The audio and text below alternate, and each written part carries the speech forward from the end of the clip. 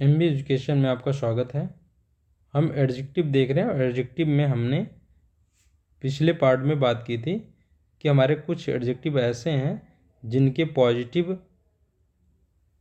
Degree, comparative degree और superlative degree ये कुछ अलग ही प्रकार से बनते हैं। जो इनका नियमित रूप है कि कंपैरेटिव डिग्री बनाने के लिए ई आर लगा दिया जाता है। एडजेक्टिव की जो पॉजिटिव डिग्री है उसमें ई आर लगा करके superlative degree E S T लगा के जो बनाया जाता है। इस रूल को फॉलो नहीं करते हैं कुछ एडजेक्टिव ऐसे हैं जिनमें हमने ये सारे एडजेक्टिव देखे थे और हमने यहाँ बात की है कि भाई ये जो एडजेक्टिव हमारे लेट, जिसका कंपैरेटिव में दो रूप दिख रहा है, सुपरलेटिव में दो रूप दिख रहा है, तो ये दो रूप क्यों है, इनकी क्या मीनिंग है, इनके अलग अलग मीनिंग है और ये अलग अलग जगहों पर प्रयोग होते हैं। तो हम वो आज देखते हैं यहाँ पे। चलिए हम बात करते हैं एक एक के बारे में। यहाँ से हम पहला देखेंगे यहाँ पे कि लेट के बारे में। लेट क्या है, देखिए लेट एक वर्ड है हमारा लेट, इसकी कंपैरेटिव डिग्री है, ये एडजेक्टिव की पॉजिटिव डिग्री है। कंपैरेटिव डिग्री में इसके दो रूप दिख रहे हैं हमें, एक है लेटर, एक है लेटर। इसका सुपरलेटिव डिग्री है लेटेस्ट और एक है लास्ट। तो हम यहाँ देखेंगे जो ये इसकी कंपैरेटिव डिग्री, जो लेट से कंपैरेटिव डिग्री बनी लेटर और एक बना लेटेस्ट, ये दोनों क्या दिखाते हैं, ये टाइम को दिखाते हैं। लेट का मतलब होता है देर, लेट का मतलब क्या है, देर। लेट का मतलब हो गया देर, यहाँ देर वाला सेंस है। तो अब देखिए, यानी टाइम के सेंस में अगर आप लेना चाहते हैं तो इसकी कंपैरेटिव डिग्री हो जाएगी लेटर और लेटेस्ट, यानी ये समय को दर्शाते हैं। और अगर आप इसको लेना चाहते हैं पोजीशन या कह लें आर्डर, आप एक क्रम को बताना चाहते हैं या स्थान को बताना चाहते हैं, उसकी स्थिति को बताना चाहते हैं, तो आप क्या करेंगे, लेटर का प्रयोग करेंगे और लास्ट का प्रयोग करेंगे। ये हमने एक प्रोनाउन भी देखा, जब प्रोनाउन देख रहे थे तब हमने वहाँ पे भी लेटर और इसका जो अपोजिट होता है क्या, फॉर्मर, इनकी बात हमने की थी वहाँ पे। तो इनकी बात हमने की थी कि एक दूसरे का अपोजिट है। लेटर का मतलब होता है बाद में, यानी बाद में आने वाला, और ये क्या है, ये पहले आने वाला। फॉर्मर मतलब होता है पहले या पूर्व में आने वाला। ये भी वर्ड हमने देखा था। अभी ये वर्ड किससे बना हुआ है, देखिए हमारे पास एक एडजेक्टिव है क्या, देखिए ये जो समानता अब नहीं प्रयोग होता है, ये फॉर है। फॉर का कंपैरेटिव डिग्री है फॉर्मर, ठीक है ना। तब अब ये देखिए क्या प्रयोग होता है, तो हम यही चीज़ बात कर रहे हैं। ये फॉर्मर और ये लेटर एक दूसरे का अपोजिट है। तो चलिए हम यहाँ बात करते हैं जैसे कब प्रयोग होगा। तो हमने क्या बताया कि मीनिंग जान लीजिए भाई, इसका मतलब होता है देर, इसका मतलब है देर से, ठीक है ना। तो इसका मतलब है देर है, देर हुआ, तो इसका मतलब क्या हुआ, अपेक्षाकृत देर। इसका मतलब दो घटनाओं के घटित होने के समय के बीच में क्या होगी, तुलना होगी। इसके बाद चूंकि हम कंपैरेटिव डिग्री से तुलना करते हैं।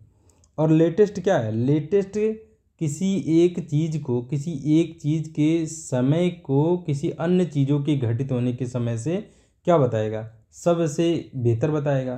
क्योंकि सुपरलेटिव डिग्री क्या करता है, सुपरलेटिव डिग्री किसी एक व्यक्ति, किसी एक वस्तु या किसी एक ग्रुप को हम कह लें, किसी अन्य कई व्यक्तियों या अन्य कई वस्तुओं या अन्य कई ग्रुप से क्या करता है, अगर क्वालिटी बता रहा है तो उससे सबसे अच्छा बताएगा, अगर डिमेरिट बता रहा है तो उससे सबसे खराब बताएगा, यानी उसमें हाई लेवल को बताएगा। ये समझ सकते हैं आप।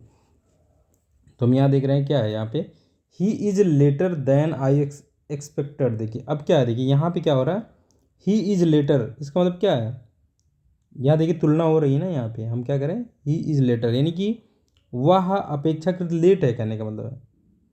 कितना लेट है, देखिए देन आई एक्सपेक्टेड, मैंने उम्मीद किया था वह 11 बजे आएगा, लेकिन वो आया कितना, 11:20 पे आया है।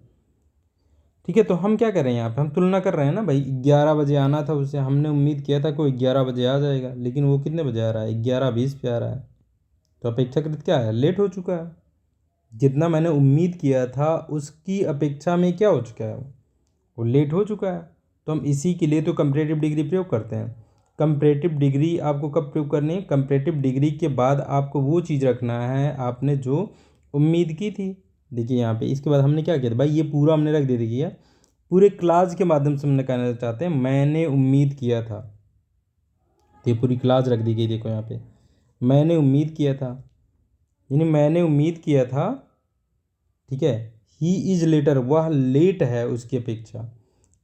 इसका सेंस ये निकला मैंने उम्मीद किया था जितना, वो उसकी अपेक्षा क्या है और लेट है, ठीक है। यानी मेरी उम्मीद की अपेक्षा वो क्या है, लेट है। तो यहाँ देखिए एक प्रकार से तुलना की जा रही है, हम जानते हैं और कंपैरेटिव डिग्री के साथ देन जरूर लगना चाहिए।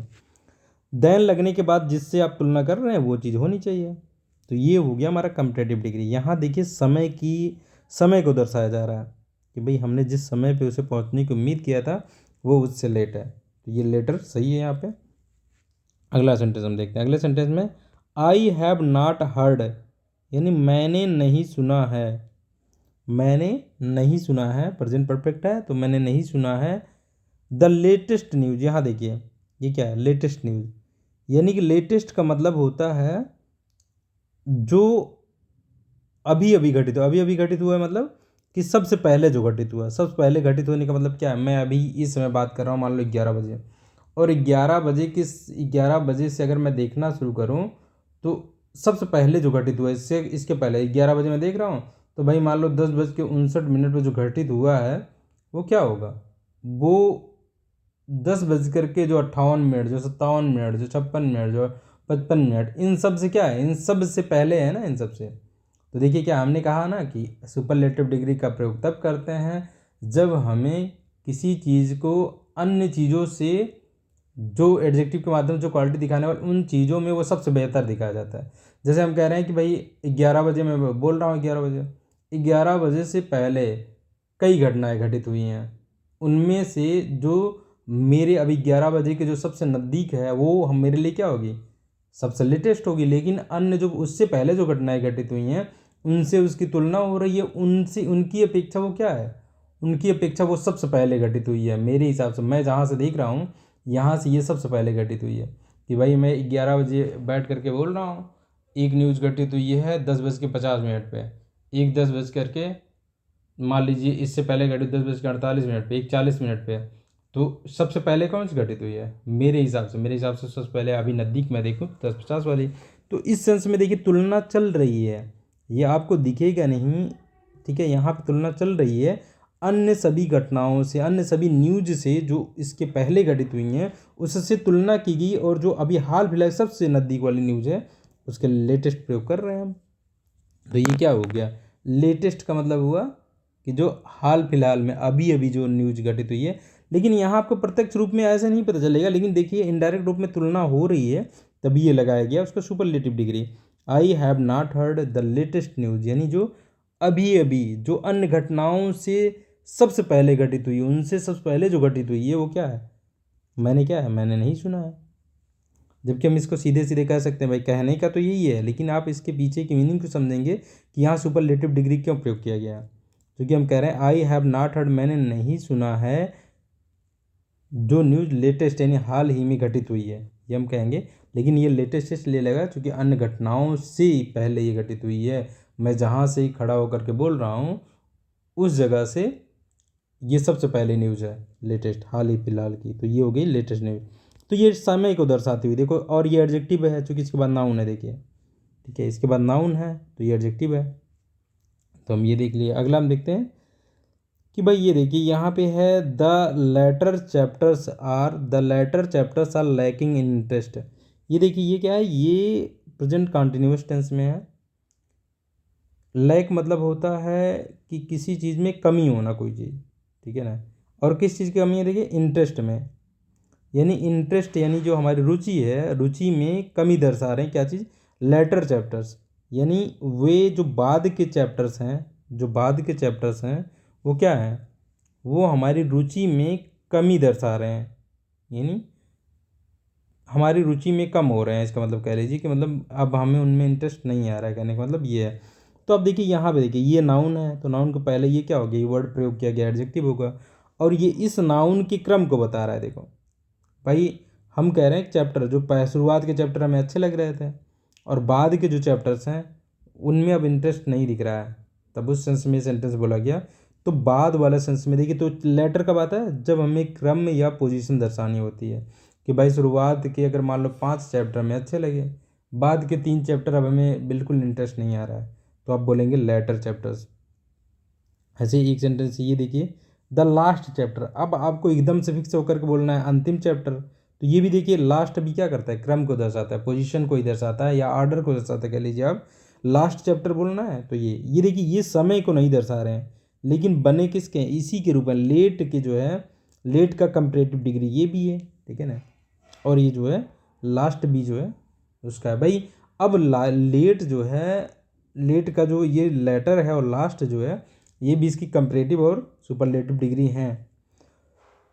तो जबकि ये आर्डर के सेंस में रहेंगे तब, the last chapter is carelessly written. तो आपको जब इसका मतलब क्या है कि जब आपको आर्डर या पोजीशन का सेंस लेना है तो आप लेटर का प्रयोग करेंगे कंपैरेटिव डिग्री के लिए, कह लीजिए अब, ठीक है ना, कंपैरेटिव डिग्री में।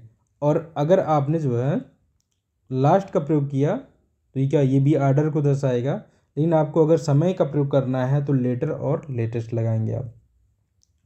जैसे देखिए hours is the last house in the street, देखिए अब क्रम को ही दर्शा रहा है ना कि भाई क्रम से कई घर हैं स्ट्रीट में, यानी गलियों में कई घर हैं, हमारा सबसे लास्ट में है, तो ये क्रम को दर्शा रहा है, तो एकदम सही है कि सबसे लास्ट वाला घर मेरा है, ठीक है ना। और यहाँ देखिए यहाँ सब्जेक्ट क्या बन गया, हमारा सब्जेक्ट एक पॉजेसिव प्रोनाउन बन गया।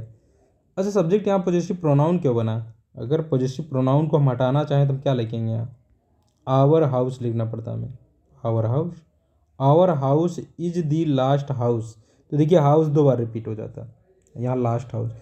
अगर सोचिए यहाँ पे पहले हम प्रयोग कर लेते बाद में ना रिपीट करते हैं, तो भाई आप यहाँ पे क्लियर सेंस दे ही ना पाते। देखिए अगर हम यहाँ कहते आवर्स, आवर्स की जगह आवर हाउस रख देते, हम कह रहे हैं, ठीक है, चूँकि हमें नाउन को रिपीट नहीं करना है तो ये वाला नाउन हम पहले रख ले रहे हैं, आगे लास्ट के बाद नहीं रखेंगे, तब हमारा सेंस निकल के आएगा ही नहीं। हम कहेंगे our house is the last, यानी आवर हाउस हमारा घर, इज द लास्ट, तब देखिए वो क्या है, इज द लास्ट इन दी, क्या हो जाएगा, इन दी स्ट्रीट। तो इस तरीके से बेहतर ये है कि हम इसको यहाँ पे प्रोनाउन प्रयोग कर लें और लास्ट के बाद हाउस लगा लें, तो एक जगह नाउन आना चाहिए, वो आ गया और ये सेंस आ गया। देखिए पॉजेसिव एडजेक्टिव इस तरीके से हमारा पॉजेसिव एडजेक्टिव जो है वो हमारा सब्जेक्ट भी बन सकता, सॉरी पॉजेसिव प्रोनाउन हमारा सब्जेक्ट भी बन सकता है। तो हमने क्या देखा यहाँ पर, लेट का जो कंपैरेटिव डिग्री है लेटर और लेटर देखा, और हमने लेटेस्ट और लास्ट देखा। अगला हमारा है ओल्ड। ओल्ड का देखिए, ओल्ड की कंपैरेटिव डिग्री 2 हमें दिख रही हैं, एक है ओल्डर और एक है एल्डर। एक है इसका सुपरलेटिव है ओल्डेस्ट और एल्डेस्ट। अब एल्डर के एल्डर और एल्डेस्ट के बारे में देखें, अगर एल्डर देखिए तो हमें दिख रहा है इसका कंपैरेटिव ये है और इसका सुपरलेटिव डिग्री एल्डेस्ट हो जाएगा अगर एल्डर के हिसाब से चलें। ये कह रहे हैं कि ये किसके लिए, देखिए ये यूज होते हैं केवल पर्सन्स के लिए, किसके लिए, केवल पर्सन्स के लिए यूज होते हैं, यानी एल्डर और एल्डेस्ट जो है ये केवल पर्सन्स के लिए यूज होते हैं, एनिमल्स या थिंग्स के लिए नहीं यूज होते हैं। एनिमल्स और थिंग्स के लिए नहीं यूज करना है आपको एल्डर या एल्डेस्ट, ठीक है, केवल आपको पर्सन्स के लिए यूज करना है। और ये समानता क्या है देखिए, एंड नाउ कन्फाइंड, यानी इनको सीमित कर दिया गया है कि आप इनको क्या करेंगे, members of the same family, यानी एक ही फैमिली के मेंबर्स को दर्शाने के लिए ही प्रयोग करेंगे, इनको यहाँ तक सीमित कर दिया गया है। इसका मतलब है जब आप फैमिली मेंबर्स, किसी सेम फैमिली मेंबर्स की बात करेंगे, यानी एक ही फैमिली मेंबर के अगर मेंबर्स की बात कर रहे हैं, उसमें आपको दिखाना है बड़ा, ये चूँकि इसका मतलब होता है एल्डर मतलब बड़ा, ठीक है ना। 2 लोगों की तुलना करेंगे कि मतलब 2 भाई हैं, उसमें से एक बड़ा एक छोटा है, तो आप एल्डर का प्रयोग करेंगे। और आप एल्डेस्ट का प्रयोग तब करेंगे जब भाई आपको किसी एक को, फैमिली में 3 भाई हैं, किसी एक को जो सबसे बड़ा है उसको दर्शाना है, तो आप एल्डेस्ट का प्रयोग करेंगे। तो आपको इसको अब सीमित कर दिया गया कि आप फैमिली, किसी सेम फैमिली मेम्बर को दर्शाने के लिए इसका प्रयोग करेंगे, यानी पर्सन, एक तो पर्सन के लिए प्रयोग करेंगे, एनिमल्स और थिंग्स के लिए नहीं। दूसरे नंबर किसी एक ही फैमिली के कई सदस्य हैं, उन सदस्यों में बड़ा दिखाने के लिए इसका प्रयोग करेंगे आप। और ओल्डर और ओल्डेस्ट जो है ये कब प्रयोग करेंगे, ओल्डर और ओल्डेस्ट जो है ये दोनों पर्सन्स और थिंग्स दोनों के लिए यूज हो सकता है, ठीक है, पर्सन्स और थिंग्स के लिए दोनों यूज हो सकता है ये। तो ये देख लेते हैं हम एग्जाम्पल के माध्यम से इसे कभी आपको यूज करना है। जैसे John is my elder brother, John is my elder brother. तो यहाँ आप देख सकते हैं कि भाई यहाँ पे जॉन को बताया जा रहा है कि मेरा क्या है, एल्डर ब्रदर। हाँ, एक चीज़ और यहाँ ध्यान देंगे आप, ये एल्डर, चूँकि हम जानते हैं कंपैरेटिव डिग्री के साथ में क्या लगता है, कंपैरेटिव डिग्री के साथ हमें लगाना होता है देन। लेकिन एल्डर आप कह लीजिए, एल्डर और एल्डेस्ट जो हैं ये सब जो हैं ये एक एडजेक्टिव की तरह प्रयोग होते हैं। इनके बाद अब कंपैरेटिव डिग्री देन नहीं लगाते हैं, मतलब कंपैरेटिव जो डिग्री एल्डर है इसके साथ देन नहीं प्रयोग करेंगे। अब ये समझ लीजिए कि कंपैरेटिव डिग्री वाला यहाँ पे आप कह रहे हैं ड्रॉप कर सकते हैं, जो रूल है वो, ठीक है। इसको समानता एडजेक्टिव की तरफ प्रयोग कर सकते हैं। जब एक ही फैमिली के किसी मेंबर, अगर दो लोगों की तुलना हो रही तो एल्डर का प्रयोग कीजिए एडजेक्टिव के रूप में, और अगर एक ही फैमिली के कई मेंबर्स में किसी एक मेंबर को सबसे बड़ा दिखाना है तो एडजेक्टिव के रूप में एल्डेस्ट का प्रयोग कीजिए। And John is my elder brother, देखिए एल्डर के बाद देन नहीं लगा, ब्रदर आ गया सीधे, तो ये एडजेक्टिव की तरह कार्य कर रहा है सीधे, ठीक है। ऐसे Tom is my eldest son, Tom को एल्डेस्ट सन बताया गया, यानी कि उसके कई सन हैं, एक ही फैमिली में उसके कई सन हैं, उसमें से टॉम को सबसे बड़ा दिखाना है तो वो दिखा दिया गया। ओल्डर, लेकिन ओल्डर देखिए, ओल्डर के साथ में आपको कंपैरेटिव डिग्री लगानी पड़ेगी, क्योंकि ये क्या है, ये एज को समझ लो, उम्र में बड़ा या छोटा बताने के लिए। हालांकि उम्र में छोटा बड़ा बताने के लिए वो भी प्रयोग हो रहा था, लेकिन आप देखिए एक ही फैमिली मेंबर को दर्शाना था तब आप एल्डर या एल्डेस्ट का प्रयोग कर रहे थे। लेकिन अब एक ही फैमिली के मेंबर्स नहीं हैं, अलग अलग लोग हैं, दूसरी फैमिली से हैं, तो चाहे आप लोगों के लिए चाहे आप जो है वस्तुओं के लिए प्रयोग कर रहे हैं, एक से दूसरे को बड़ा बताने के लिए आप ओल्डर या ओल्डेस्ट का प्रयोग करेंगे। जैसे he is oldest than his sister, मतलब ही कोई अलग व्यक्ति है, ठीक है ना, ये नहीं कि एक ही परिवार का नहीं है कि वो एक ही परिवार का व्यक्ति उसी से प्रयोग हो रहा है। मान लीजिए राम है, राम के बाद जो है देन हिज सिस्टर, तो मान लीजिए ये किसी और की, मतलब मान लो ये है सुरेश या रमेश की बहनें हैं, तो ये बताया जा रहा है कि राम जो है, ये अलग अलग फैमिली के हैं, राम जो है वो सुरेश की बहनें जो हैं, बहन जो है उससे क्या है, उससे बड़ा है हम कह रहे हैं, तभी सेंस में आप ये प्रयोग करेंगे। जैसे he is older than his sister, यानी हिज ये ही के लिए नहीं आ रहा है, किसी के लिए आ रहा है, यानी कि वो बड़ा है, वो उम्र में बड़ा है किससे, अपनी सिस्टर से।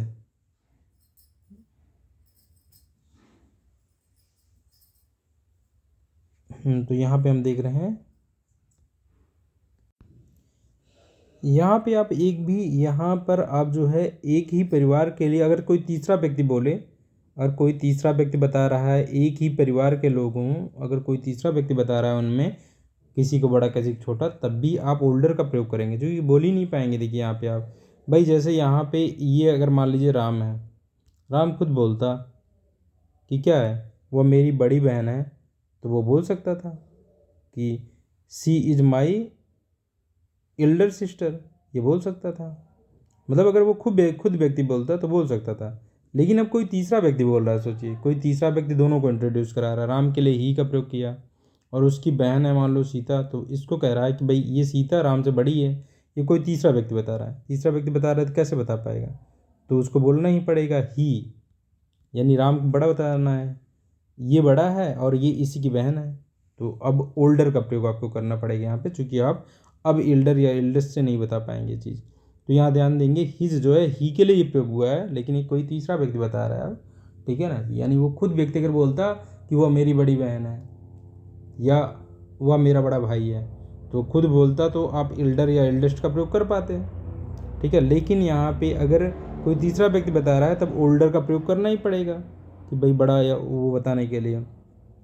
ऐसे देखिए यहाँ पे Ram is the oldest boy in the 11 यानी 11 लोगों में जो है, उन 11 लोगों में हम कह रहे हैं, उन 11 लोगों में क्या है, 11 लोगों में हमने तुलना की और राम को सबसे क्या बताया, सबसे ज़्यादा आयु वाला, यानी सबसे बड़ा बताया हमने, सबसे बड़ा लड़का बताया। Ram is the oldest boy, यानी सबसे आयु में सबसे बड़ा है, यानी सबसे बड़ा है किसे, 11 लड़कों में। तो देखिए यहाँ पे आप इस तरीके से कह सकते हैं कि भाई कोई तीसरा ये बता रहा है, राम नहीं बता रहा है खुद, ठीक है ना, अगर खुद बता रहा होता तो यहाँ पे अगर एक ही फैमिली की बात, या हालांकि यहाँ पे अलग बात हो गई, एक ही फैमिली की भी बात नहीं हो रही, तो आप ओल्डेस्ट का प्रयोग करेंगे। This is the oldest temple, अब किसी वस्तु के लिए बताना है तो आप ये लगाएंगे ही ओल्डेस्ट, यहाँ पे तो आप लगा ही नहीं सकते एल्डर या एल्डेस्ट का प्रयोग।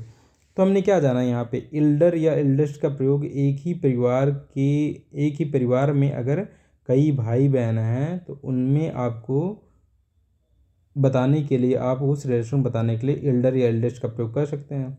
लेकिन उनमें से जो है, जैसे कई भाई हैं, उनमें से एक को बताना है ये मेरा बड़ा भाई है, तो वो खुद बोलेगा ये सेंटेंस, तब ये ऐसा हो पाएगा। ठीक है, लेकिन अगर वो खुद नहीं बोलता है, कोई तीसरा उसके बारे में बता रहा है, तब आप ओल्डर या ओल्डेस्ट का ही प्रयोग करेंगे। इस तरीके से हमने देख लिया कि भाई और ओल्डर और ओल्डेस्ट का प्रयोग होता है। ओल्डर के साथ आपको देन का प्रयोग करना है प्रॉपर, ये हम कह लें कंपैरेटिव डिग्री है, लेकिन एल्डर के साथ नहीं प्रयोग करना है, इस बात का भी ध्यान रखना है।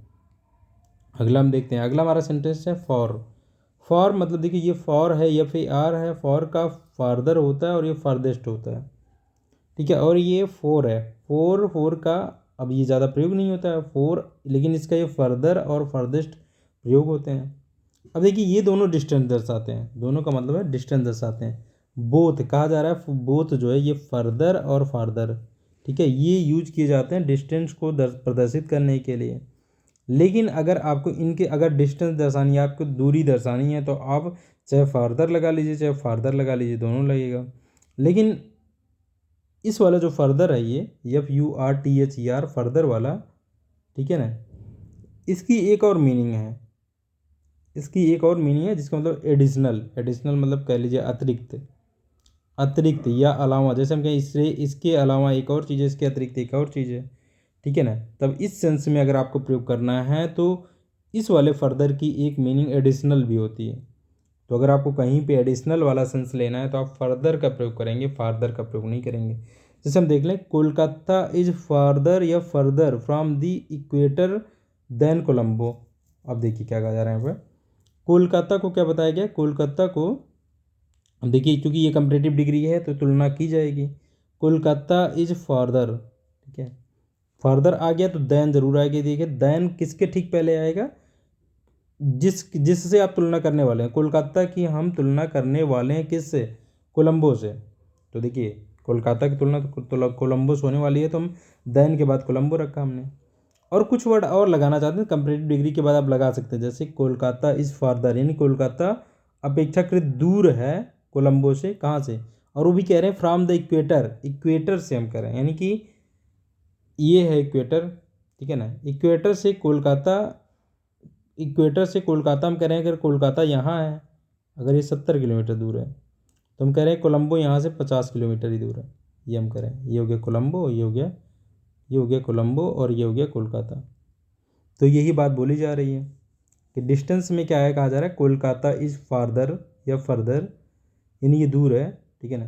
फ्रॉम कहाँ से दूर है, इक्वेटर से मापी जा रही दूरी, फ्रॉम द इक्वेटर मतलब भूमध्य रेखा से, देन कोलंबो से, यानी कोलकाता इक्वेटर से ज़्यादा दूर है जितना इक्वेटर से कोलंबो जितना दूर है। ये बात बोली जा रही है यहाँ पे। तो यहाँ पे देखिए क्या है, ये कंपैरेटिव डिग्री है, इसलिए देन भी लगा हुआ है। और यहाँ पे हम देख रहे हैं ये दोनों, चाहे आप फार्दर लगा लीजिए चाहे फर्दर लगा लीजिए, क्योंकि डिस्टेंस की बात चल रही है तब सही है। यहाँ देखिए, जैसे आफ्टर दिस, इसके बाद he made no further remarks.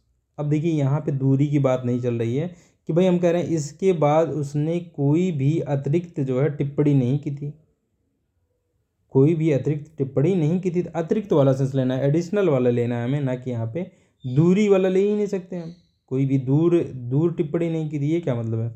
तो यहाँ पे देखेंगे हम, ये फर्दर लगा है, अब सही है, अगर ये फार्दर लगा हो तो गलत हो जाता है, एग्जाम में यही दिया जाता है, यहाँ फार्दर लगा रहेगा, जबकि हमें सेंस चाहिए क्या, फर्दर वाला। I must have a reply without further delay. अब देखिए फर्दर डिले, यहाँ फर्दर डिले, तो इसके बाद जो ये नाउन प्रयोग हो रहा है ना, वो आपको बता देगा आपको यहाँ क्या लगाना चाहिए, ठीक है। जैसे यहाँ पे देखिए नाउन के इसके बाद जो नाउन लगता, या देखिए कंपैरेटिव लग रहा था, तो आप इसके बाद ये कंपैरेटिव डिग्री में तो हमें ध्यान देना पड़ता है, ठीक है, क्योंकि उसके ठीक बाद नाउन तो रहता नहीं है। तो यहाँ पे देखिए जब ये लगेगा, यानी फर्दर के बाद, तो आपको ध्यान कहाँ देना है, फर्दर या फार्दर लगेगा, अगर इसके बाद अगर एक नाउन आ जाता है तो ध्यान देंगे आप, यहाँ फर्दर ही ज़्यादातर सूटेबल होगा कि फर्दर लगाएं। जैसे I must have a reply, यानी मेरे पास एक रिप्लाई ज़रूर होना चाहिए, ठीक है ना, विदाउट बिना अतिरिक्त विलंब के, मतलब बिना किसी एडिशनल विलंब के हमारे पास, यानी बिना देरी किए हम कह सकते हैं, बिना देरी, बिना किसी अतिरिक्त देरी के हमारे पास एक रिप्लाई जरूर होना चाहिए। ठीक है, ये कहा जा रहा है। तो फर्दर यहाँ पे सही है। तो इस तरीके से हमने देखा फर्दर का अलग अर्थ है और फार्दर का अलग अर्थ है। फार्दर और फर्दर दोनों का मतलब है डिस्टेंस दर्शाने के लिए दोनों का प्रयोग कर सकते हैं, लेकिन अगर एडिशनल वाला सेंस लेना है, अतिरिक्त वाला, अलावा वाला, तब हम फर्दर का प्रयोग करेंगे, ना कि फार्दर का। अगला देखते हैं, हमारा अगला है नियरेस्ट और नेक्स्ट। नियरेस्ट, नियरेस्ट जैसे देखिए नियर से बना हुआ है, ठीक है ना, नियर से, नियर मतलब नज़दीक होता है, तो इसका सुपरलेटिव अगर कंपैरेटिव बनाते हैं तो नियरर हो जाता है, और सुपरलेटिव क्या हो गया, नियरेस्ट हो गया। तो इसका मतलब है नज़दीक, अपेक्षाकृत नज़दीक, इसका मतलब हो गया सबसे नज़दीक। यानी द शॉर्टेस्ट डिस्टेंस अवे, यानी कि यहाँ हम कह रहे हैं सबसे नज़दीक है, इसका मतलब इसके और इसकी जिस दूरी यहाँ से अगर माप रहे हैं तो इसके बीच में सबसे जो नज़दीक की दूरी होगी, ये क्या है, यही तो सबसे नज़दीक दूरी है, तो वही कहा जा रहा है शॉर्टेस्ट डिस्टेंस होगी। और नेक्स्ट का मतलब है ये क्रम को दर्शाएगा। अगर कई चीज़ें सीक्वेंस में रखी हुई हैं, एक क्रम में रखी हुई हैं, तो आप एक के बाद एक जो है जो आएंगी उसको क्या कहेंगे, नेक्स्ट। भाई ये है, अगर मान लीजिए हम चौथे नंबर पर रखी हुई वस्तु की बात कर रहे हैं, तो अगली जो पाँचवें नंबर पर आएगी ये इसकी नेक्स्ट होगी। तो इस क्रम यानी ऑर्डर को या क्रम को, एक सीक्वेंस में रखी चीज़ों के क्रम को दर्शाने के लिए हम नेक्स्ट का प्रयोग करते हैं। चलिए सेंटेंस में आता है तब कैसे देखते हैं यहाँ। Mumbai is the sea port, Mumbai is the sea port, यानी मुंबई क्या है, एक सी पोर्ट है कहा जा रहा है। देखिए मुंबई, देखिए ये प्रॉपर नाउन है, हमने बात की थी कि अगर एक प्रॉपर नाउन है उसके बाद एक इंट्रांजिटिव वर्ब आती है तो आपको एक नाउन रखना पड़ेगा। अगर आप उसका इंट्रोडक्शन देना चाहते हैं, उसे बताना चाहते हैं वो क्या चीज़ है, तो आप एक नाउन रखेंगे जो कि एक कॉमन नाउन होगा। सी पोर्ट एक कॉमन नाउन है, बंदरगाह है, यानी कि तो क्या है, Mumbai is the sea port, यानी मुंबई वह सी पोर्ट है, क्या मतलब एक सी पोर्ट है, क्या चीज़ है, नियरेस्ट टू यूरोप, जो यूरोप की क्या है, नज़दीक है। जो यूरोप के सबसे नज़दीक है, हम कह रहे हैं मुंबई से देखिए यूरोप सबसे नज़दीक पड़ेगा। भाई आप इधर आ जाएंगे और किसी पोर्ट पे आएंगे इंडिया में, और किसी पोर्ट पे आएंगे, तो उनकी अपेक्षा उन सभी से क्या होगा, मुंबई वाला पोर्ट यूरोप से सबसे नज़दीक है। ऐसे देखिए यहाँ कहा जा रहा है where is the nearest phone box. देखिए फ़ोन बॉक्स की बात की जा रही है, फ़ोन बॉक्स जो है वो कौन सा सबसे नज़दीकी फ़ोन बॉक्स से कहा जा रहा है।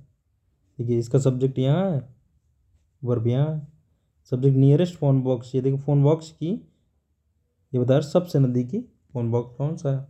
तो यहाँ पे हमें क्या है, ये सीक्वेंस वाला नहीं बताना है हमें, यहाँ हमें ये कहना है कि भाई सबसे नज़दीक में कौन सा है, ये चीज़ देखना है। जैसे ये देख, Karim's shop is next to the post office. अब देखिए पोस्ट के ऑफिस के ठीक बाद, नियरेस्ट नहीं कहना था हमें, यहाँ हम नेक्स्ट, भाई पोस्ट ऑफिस के बाद नेक्स्ट हम कह रहे हैं, क्रम दर्शाना है।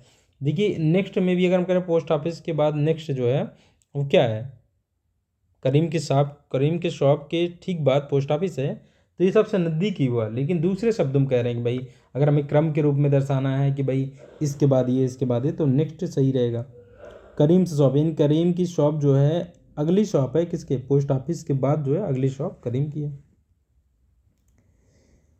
यहाँ देख रहे हैं माई अंकल लिव्स, मेरे अंकल रहते हैं कहाँ पे, इन द नेक्स्ट हाउस, मतलब उनके घर के पहले ही हम हाउस में पहुँचे हैं और वहाँ से बता रहे हैं कि हमारे अंकल अगले घर में रहते हैं।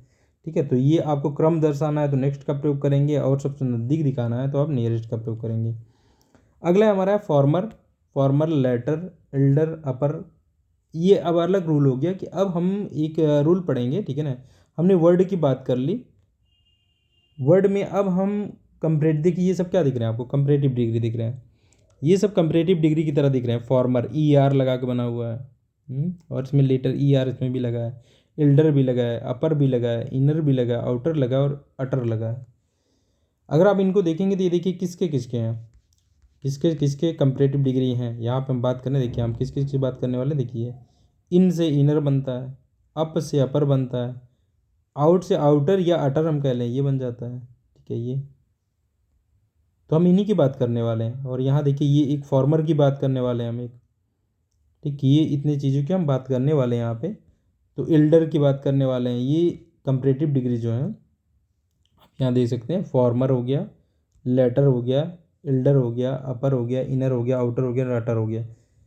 ये क्या है, ये अब कंपरेटिव डिग्री में नहीं यूज किए जाते हैं, यानी ये कंपरेटिव डिग्री नहीं माने जाते हैं, यानी इन्होंने अपनी कंपरेटिव डिग्री वाली मीनिंग खो दी है और अब ये पॉजिटिव डिग्री के एडजेक्टिव माने जाते हैं और पॉजिटिव डिग्री के एडजेक्टिव तरह उपयोग किए जाते हैं। इसका मतलब क्या हुआ? इसका मतलब ये अगर ये कंपैरेटिव डिग्री की तरह नहीं उपयोग किए जा रहे हैं, इसका मतलब इनके बाद आपको देन नहीं प्रयोग करना है। इनको जैसे आप पॉजिटिव डिग्री का एडजेक्टिव लगाते हैं, ठीक है, वैसे ही आप पॉजिटिव डिग्री का एडजेक्टिव कैसे प्रयोग करते हैं?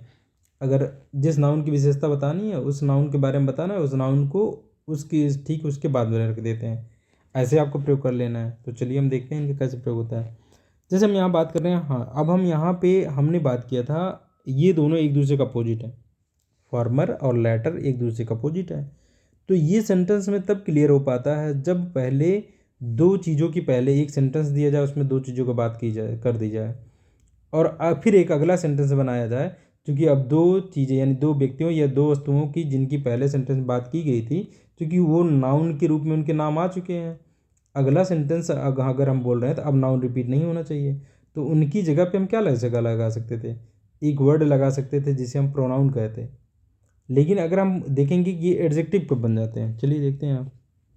जैसे है यहाँ करें both the tiger, both the tiger, यानी देखिए बोथ बोथ लगाते हैं हम, बोथ और एंड का कम्बिनेशन है, और बोथ के बाद एक नाउन को रखेंगे, उसके बाद एंड के बाद दूसरा नाउन रखते हैं जब ऐसा हमें बोथ से जोड़ना होता। तो दो नाउन जिनको हम लाने वाले हैं, दो नाउन जिनको हम बात करने वाले हैं, अगर वो दोनों नाउन भी सेंटेंस में प्रयोग करना चाहते हैं तो हम ऐसे बोथ और एंड का कम्बिनेशन लेते हैं।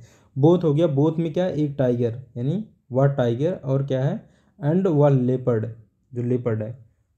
हम कह रहे हैं बोथ यानी टाइगर और लेपर्ड दोनों क्या है, हम करें इसलिए देखिए क्या लगाया, आर लगाया बराबर, दोनों की बात चल रही है। वो क्या है? कैट्स हैं। यानी हम कह रहे हैं टाइगर और लेपर्ड्स जो हैं ये कैट्स हैं, यानी बिल्लियाँ हैं, बिल्लियाँ हैं। अब पहले किसको बोला गया? टाइगर को। बाद में किसको बोला गया है? लेपर्ड को। अगर अब हम इसके बारे में बोलेंगे तो क्या लगाएंगे? फॉर्मर लगाएंगे, और इसके बारे में बोलेंगे तो ये नाउन है, इसके बारे में लेटर लगाएंगे। तुम कह रहे हैं द फॉर्मर एनिमल। अब देखिए हमने इसके बाद एक नाउन प्रयोग कर दिया। अगर हमने नाउन ना प्रयोग किया होता यहाँ पे तो ये प्रोनाउन हो जाता। हम ऐसा भी सेंटेंस बना सकते थे यहाँ, the former is much larger than the latter. ये सेंटेंस सही है एकदम। अगर आप एनिमल ना लगाएं तो ये क्या हो जाएंगे? प्रोनाउन का कार्य करने लगेंगे। प्रोनाउन यानी चूंकि इसके ठीक बाद वर्ब आ जाएगी, तो हम इसे क्या मानेंगे? प्रोनाउन। तो हमने प्रोनाउन में यही पढ़ा था कि प्रोनाउन का भी कार्य कर सकते हैं। लेकिन इसके बाद एक नाउन का प्रयोग कर देने से ये एडजेक्टिव बन गए। अब तो देखिए एडजेक्टिव की तरफ प्रयोग होने लगे। द फॉर्मर एनिमल, ये नाउन हो गया, तब ये एडजेक्टिव हो गया। Farmer animal is much larger, यानी कि पहला वाला यानी टाइगर जो है, इसको क्या बता रहे हैं? देखो मच लार्जर बता रहे हैं, ठीक है ना। मच लार्जर यानी अधिक बड़ा है, किसकी अपेक्षा? लेपर्ड की अपेक्षा। यानी ये बहुत अधिक बड़ा है, अपेक्षाकृत बहुत अधिक बड़ा है टाइगर की अपेक्षा। तो देखिए बाद में द लेटर लगा के छोड़ दे रहे हैं, क्यों? क्योंकि हम जानते हैं एक नाउन पहली बार आ चुका है तो उस नाउन को रिपीट नहीं करेंगे हम, इसलिए द लेटर लगा के छोड़ दे रहे हैं। लेकिन यहाँ पे द लेटर भी क्या है? हमारा एडजेक्टिव है। तो इस बात का ध्यान रखेंगे कि भाई अगर वही वर्ड हमारा प्रोनाउन होता है यदि उसके बाद नाउन ना आ रहा है, अगर नाउन आ गया तो वो क्या हो जाएगा? एडजेक्टिव बन जाएगा। तो हमारे ये एडजेक्टिव तरह कार्य कर रहे हैं। अगला देखते हैं यहाँ द इनर मीनिंग। देखिए ये क्या है? ये नाउन है। मीनिंग क्या है? एक नाउन है, इसके पहले ये लगा है।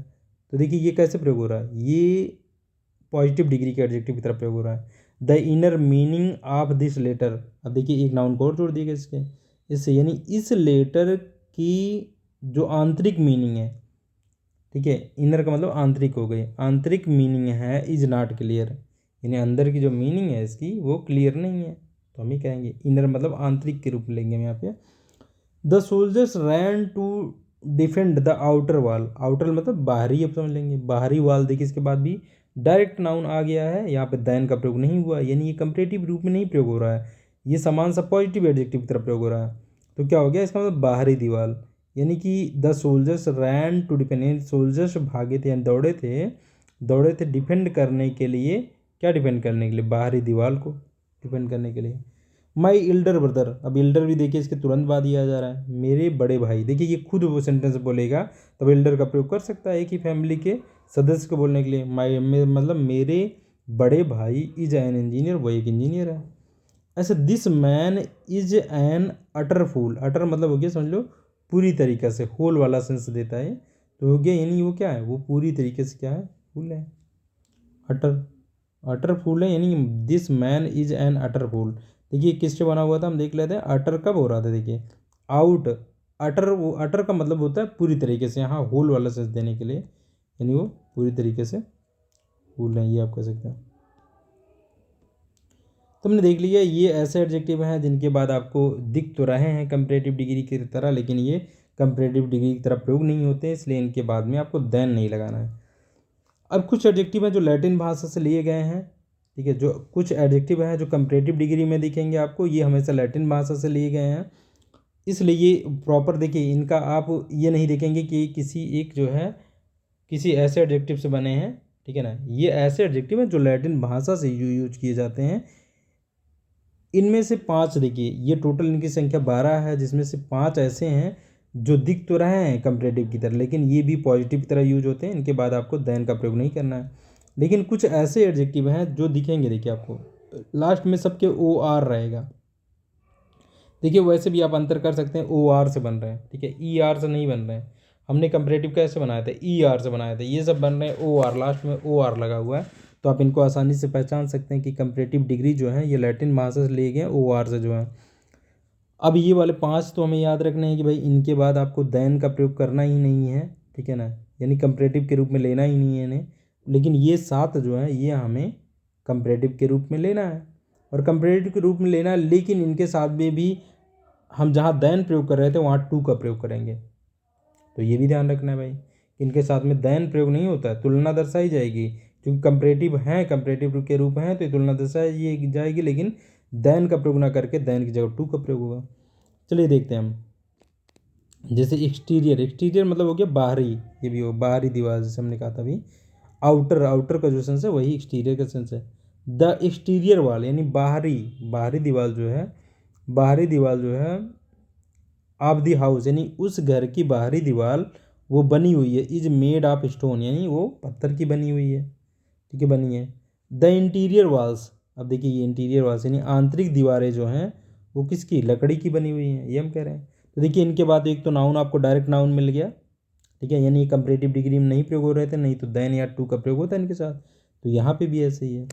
तो इंटीरियर एंड एक्सटीरियर ये एक दूसरे के अपोजिट है, ठीक है ना, ये बात का ध्यान देंगे आप। ऐसे ही मेजर और माइनर एक दूसरे का अपोजिट ले लीजिए। अल्टीरियर मतलब होता है छिपा हुआ, ठीक है ना, जो छिपा हुआ, जो दिखाई नहीं दे रहा है, छिपा हुआ, जैसे छिपा हुआ मोटिव, छिपा हुआ उद्देश्य, ऐसे कह लीजिए। His age is a matter of minor importance, minor मतलब माइनर समझ लीजिए, महत्वहीन आप समझ लीजिए, मतलब कम महत्व का है, कम समझ लीजिए, माइनर का मतलब कम समझ लीजिए। हिज एज यानी उसका एज जो है, उसकी एज जो है वो एक मैटर है किसका, माइनर इंपॉर्टेंस, यानी कम महत्व का, कम महत्व का मैटर है, मामला है, ये कह लीजिए। आई हैव नो, देखिए इसके बाद क्या है, ये माइनर के बाद इंपॉर्टेंस आ रहा है नाउन ना, देखिए डायरेक्ट नाउन आ गया। ऐसे ही I have no ulterior motive, ये नाउन है, मोटिव मतलब उद्देश्य, तो देखिए अल्टीरियर मतलब छिपा हुआ, तो ये क्या हो गया, ये एडजेक्टिव है, मतलब मेरे पास कोई भी छिपा हुआ उद्देश्य नहीं है। इन ऑफरिंग यू हेल्प, तुमको हेल्प ऑफर करने में मेरे पास जो है छुपा हुआ कोई मोटिव नहीं है, यह मैं कह रहा हूँ।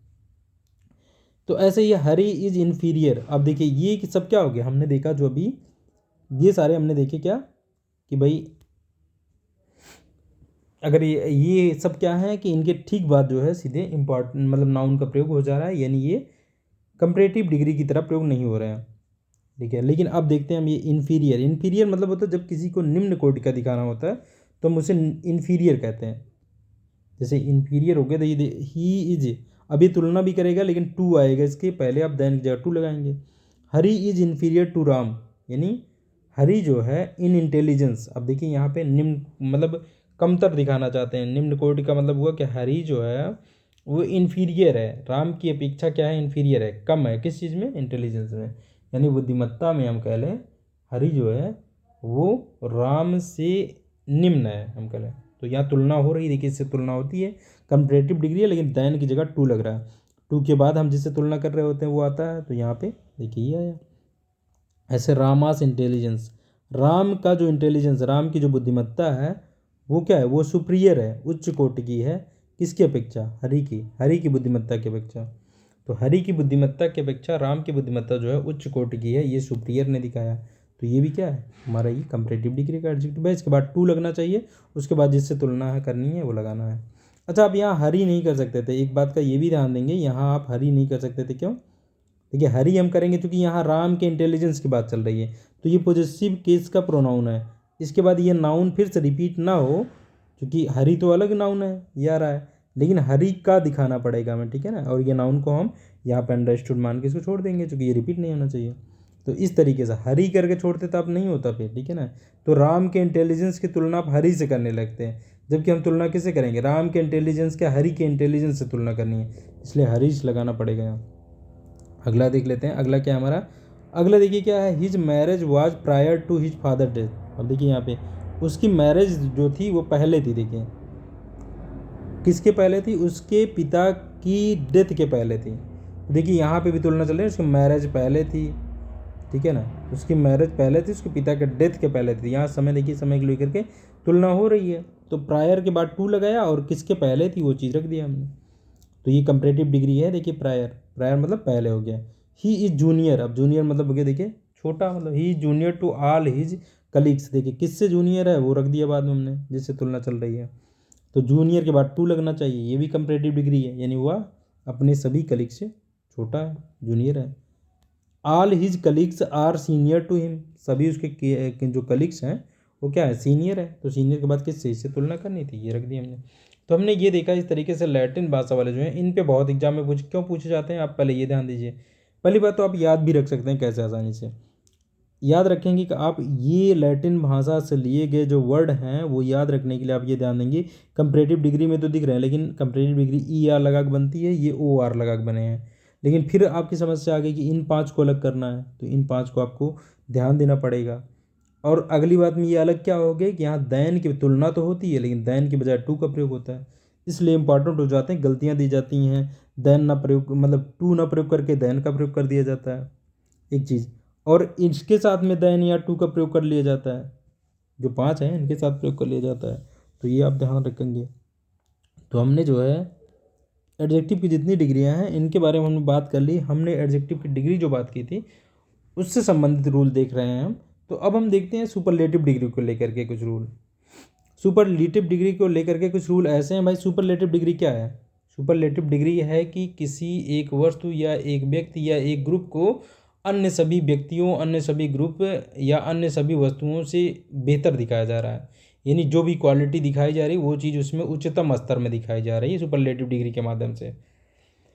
लेकिन अगर हम कुछ ऐसे एडजेक्टिव ला लें, कुछ ऐसे एडजेक्टिव ला लें जो एडजेक्टिव की मीनिंग ही हो कि भाई वो अपने आप में पूर्ण हो, यानी जो गुण दिखाने वाला है, क्योंकि एडजेक्टिव क्या करता है? एडजेक्टिव एक क्वालिटी को दर्शाता है, वो जो क्वालिटी बताने वाला है वो एडजेक्टिव के रूप में एक ऐसा वर्ड ले आऊँ जो उस गुण को रखने वाले सबसे उच्च स्तर को ही दिखा दे। जब वो सबसे उच्च स्तर को ही दिखा दे तो भाई अब हम उस उच्च स्तर को दिखाएगा तो उससे उच्च स्तर हो ही नहीं सकता, आप कह लीजिए। उससे अगर उच्च स्तर नहीं हो सकता है तो आप उसकी कंपैरेटिव और सुपरलेटिव डिग्री क्यों बनाएंगे? यानी उसकी सुपरलेटिव बनेगी नहीं। जैसे कि हम एग्जांपल्स देखते हैं, अगर हम कहें कोई चीज़ परफेक्ट है, परफेक्ट मतलब होता है कि उसमें बिल्कुल भी कोई गलतियां नहीं है। परफेक्ट मतलब एकदम जैसा उच्च स्तर लेवल का उसमें परफेक्शन चाहिए वो चीज़ उसमें है, ठीक है ना। तो परफेक्ट आप कह रहे हैं। जैसे यूनिक, देखिए एक वर्ड है यूनिक। यूनिक कोई चीज़ क्या? अद्वितीय, अद्वितीय मतलब दूसरा इसके जैसा कोई नहीं। तो ये वर्ड की मीनिंग ही ऐसी है जो जिसके माध्यम से जो क्वालिटी उसके माध्यम से बताई जा रही है वो अपने एकदम हाई लेवल पे है, ठीक है ना, एकदम हाई लेवल पे है।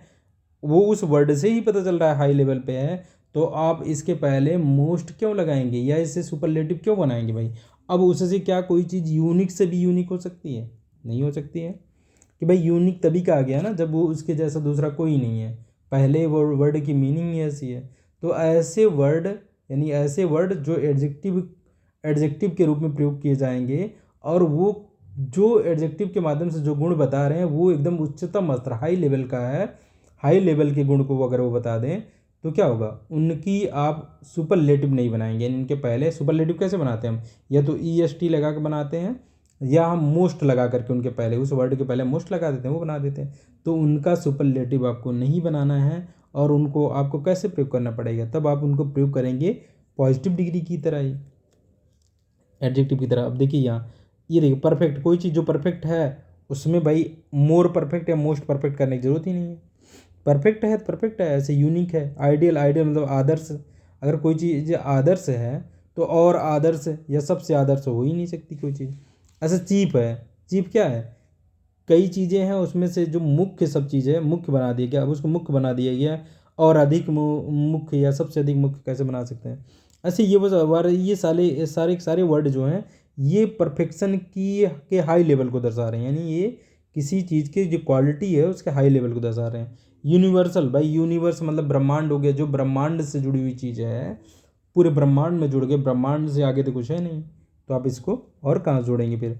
एक्सट्रीम है, एक्सट्रीम भी कहा जाता है जो कोई चीज़ अत्यधिक, अत्यधिक मतलब अधिक से भी अधिक अत्यधिक हो गया, तो आप इससे भी अधिक लेवल नहीं ला सकते। अब कंप्लीट है, कोई चीज़ कंप्लीट हो गई है तो और कंप्लीट में मतलब और कंप्लीट करने का क्या मतलब, वो कंप्लीट हो ही चाहिए। इंटायर मतलब हो गया पूर्ण, वही संपूर्ण।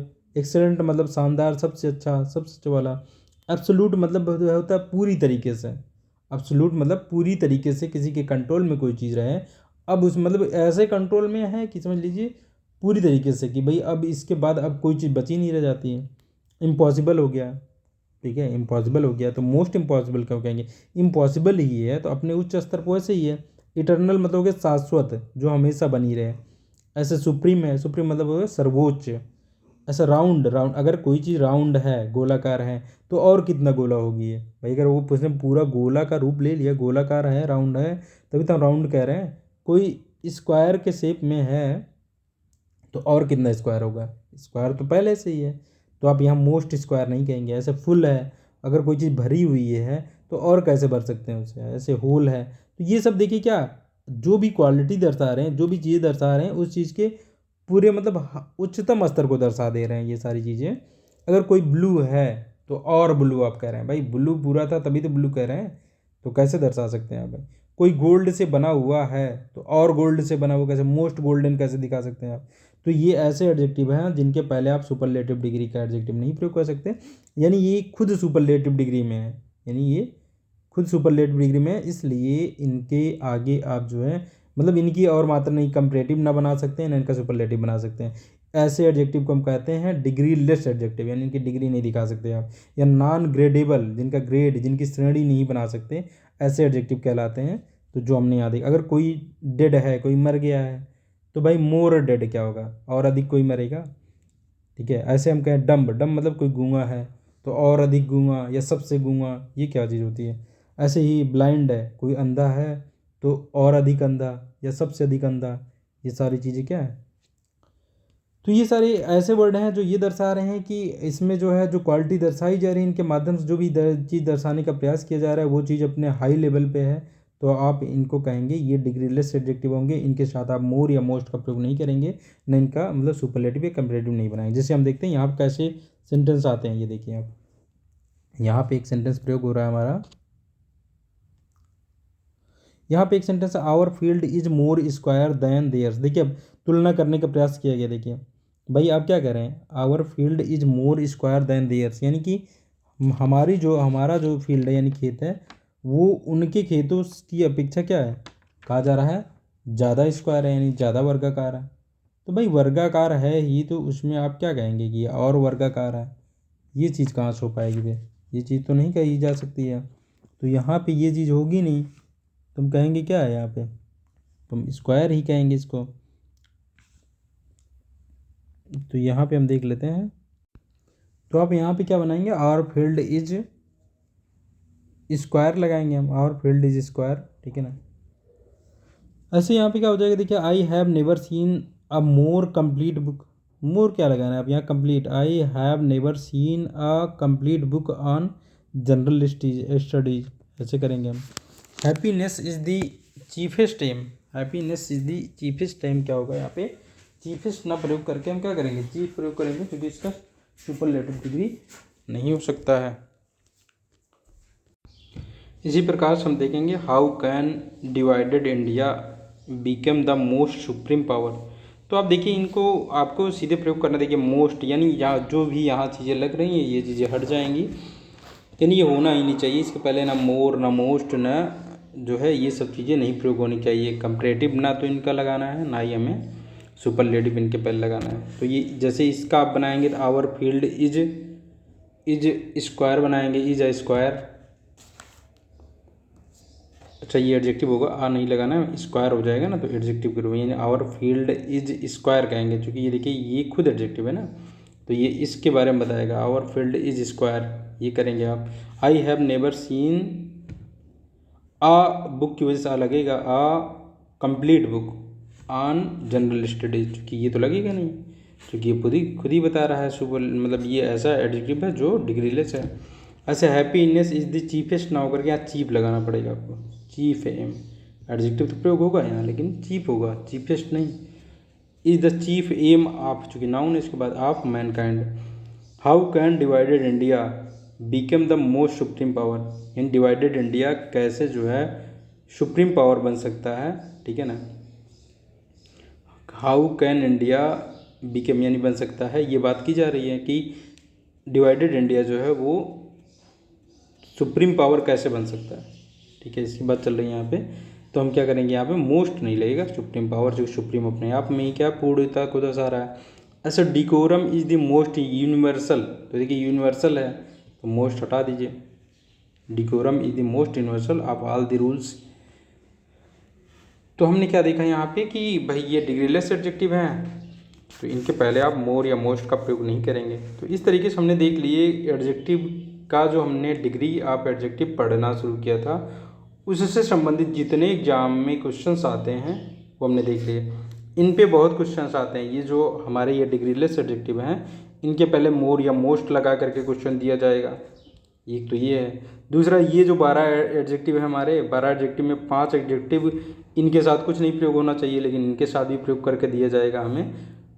टू प्रयोग कर ले या देन प्रयोग कर ले, जबकि 5 के साथ में कुछ प्रयोग ही नहीं होता है ना इनके साथ में, जबकि इन 12 के साथ में, इन 7 के साथ में प्रयोग होगा टू, जबकि देन प्रयोग करके दिया जाएगा। और हमने देखी क्या, ये हमारे ये एडजेक्टिव ऐसे एडजेक्टिव हैं जो कि ये भी इनके साथ में देन का प्रयोग ही नहीं करना है, यानी ये हमारे कंपैरेटिव की तरफ प्रयोग ही नहीं होते हैं, पॉजिटिव की तरफ प्रयोग होते हैं, यानी इनके ठीक बाद में नाउन आ जाना चाहिए। तो इन पे भी आधारित एग्जाम में क्वेश्चन दिए जाते हैं। बाकी ये वर्ड की मीनिंग से लेकर के क्वेश्चन दिए जाते हैं कि भाई इसकी जो मीनिंग है और जिस सेंटेंस में जो मीनिंग चाहिए उसकी मीनिंग के आधार पे परफेक्ट जो इसमें इसके जो रूप हैं वो प्रयोग करने होते हैं। तो हमने ये देख लिया डिग्री ऑफ एडजेक्टिव से जुड़े हुए एग्जाम में कितने प्रकार के रूल्स हैं और क्या क्या क्वेश्चन पूछे जाते हैं। तो आज यहीं तक रखते हैं।